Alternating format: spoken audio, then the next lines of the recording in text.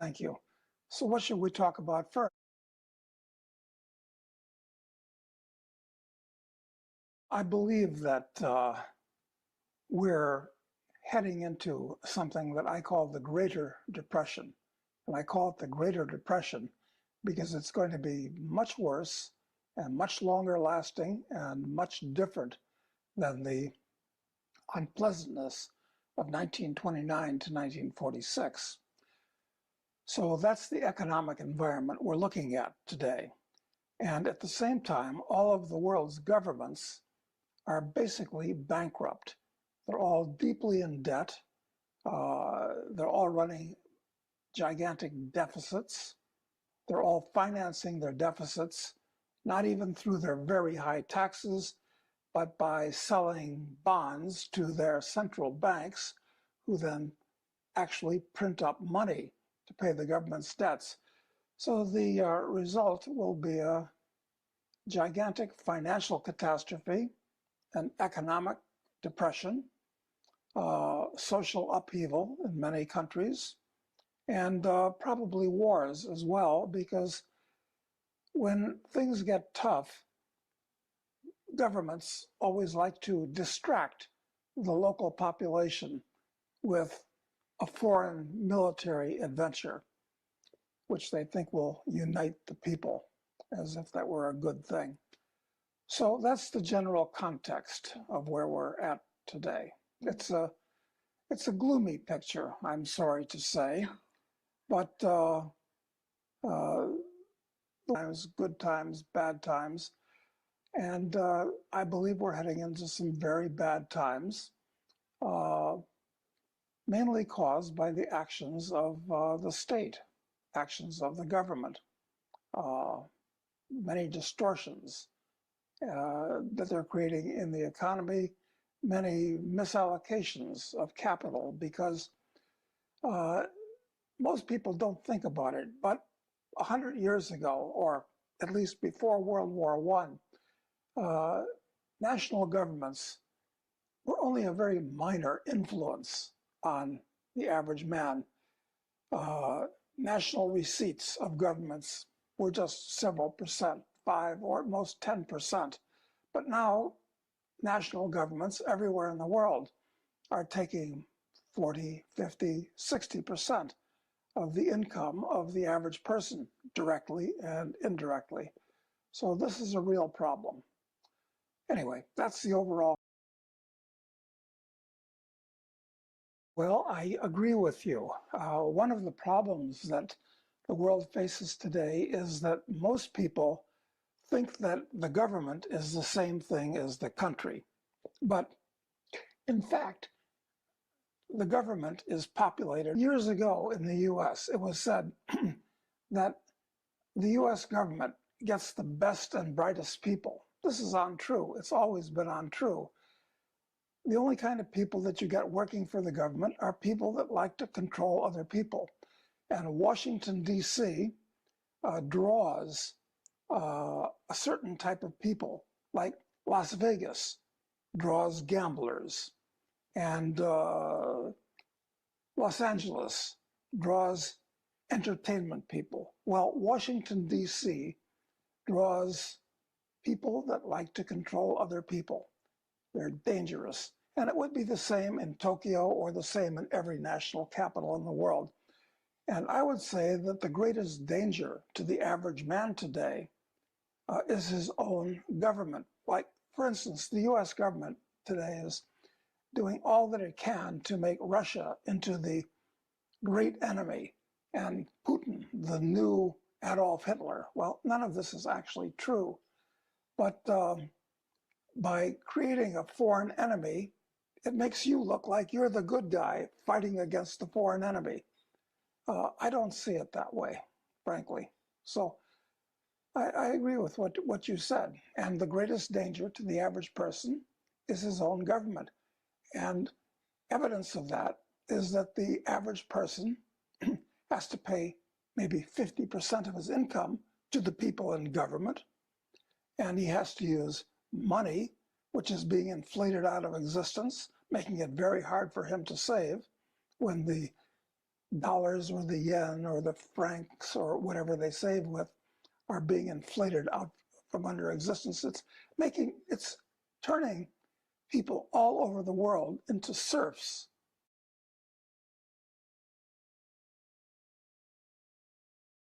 Well, most people are unaware of the history of their national monies.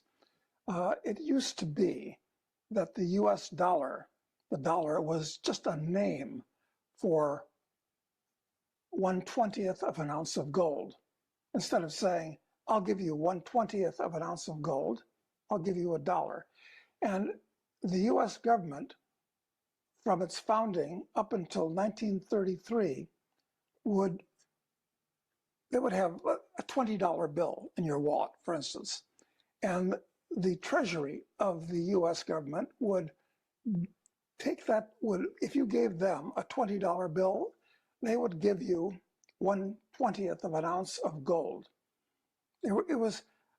Currency was just a receipt, a certificate for a fixed amount of gold. But then in 1933, Roosevelt fraudulently defaulted on the promise to pay gold at that amount. In 1933, Roosevelt devalued the dollar. You can say he raised the price of gold from $20 to $35 and made it illegal for Americans to own gold. So in the meantime, the US kept creating more and more dollars, but it had a fixed amount of gold until finally in 1971, Nixon totally cut the link between the dollar and gold. Now the US government won't not only not give Americans, but won't give foreigners anything for its currency. So the US dollar is now, it's an IOU of the US government, but actually the US government itself is bankrupt. So it's actually an IOU nothing on the part of the US government. And prices, since the reason why you want a fixed amount of a commodity money, gold is the best thing. But let me take a segue here for a moment.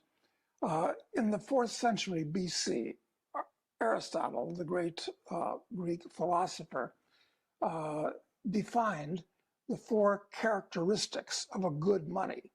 If you're going to have a good money, what are the characteristics of a good money? And Aristotle said there are 5 things. A good money has to be durable. That's why you can't use rice as money, because it will not last for more than a few years. It has to be divisible. That's why you can't use artwork as money. You can't make change for the Mona Lisa. It has to be convenient. That's why you can't use lead as money. It takes too much of it to be worth anything. It has to be consistent. That means that's why you can't, every piece has to be like every other piece. That's why you can't use diamonds as money, because every little diamond is different from every other diamond. And the last thing that Aristotle pointed out is that it has to have use value in itself. That's why you can't use paper as money, because it's worth nothing. It has no real use value. And actually, there's a 6th reason that Aristotle didn't point out, because they didn't have paper in those days and it was not relevant. The 6th reason, the 6th characteristic of a good money is that it can't be created out of nothing. And that's the problem with today's digital money, today's paper money. Governments can create it out of nothing, and then it is spent by the politicians. And every extra dollar or yen they create means that the other yen or other dollars in existence are worth less. And this is how currencies are destroyed. I mean, Argentina, until recently, destroyed its currency. Zimbabwe destroyed its currency. countries all over the world have consistently destroyed their currencies, turned them into nothing, and then they come up with a new currency. So the reason why I back gold as the money is because it takes power away from politicians and gives power to the average person who can save it without it being devalued. It's the foundation of a sound economy. You don't need a central bank. You don't need committees of economists who've been miseducated in Keynesian economics to figure out what interest rates should be or shouldn't be. The market should determine these things. And these people in government and central banks are acting to impoverish the average guy and destroy national economies. So it's a very serious danger that we're facing today. But maybe I went off on a tangent. I guess the bottom line is anybody listening to this should make gold the foundation of his wealth. It should be something that you put aside whenever possible, every week, every month, every year, so that the amount of gold, which is real money that you own, grows. It can't be taken away from you. It can't be inflated out of existence. It can't be devalued, unlike paper money, the yen or the dollar or the euro or any of these phony currencies, all of which will eventually go to zero, which is their intrinsic value. It's a huge mistake because I understand it's strange about Japan, and maybe you can correct me if I'm wrong, but the average Japanese person does not save in gold. In China, all the Chinese save in gold because they don't trust their government. They don't trust their currency. You know, all through Asia, everybody saves in gold. Even central banks are starting to buy gold now because they don't trust each other, and none of them trust the US dollar. So this is why central banks are buying gold, and why gold has gone up to, well, as we speak, it's let's say $2,600 per ounce. But I think it's going much higher because all of these governments are bankrupt, and they'll all be printing much more money in the future. Preserve your wealth over the long run is to own gold. Now, also, own stocks, own real estate.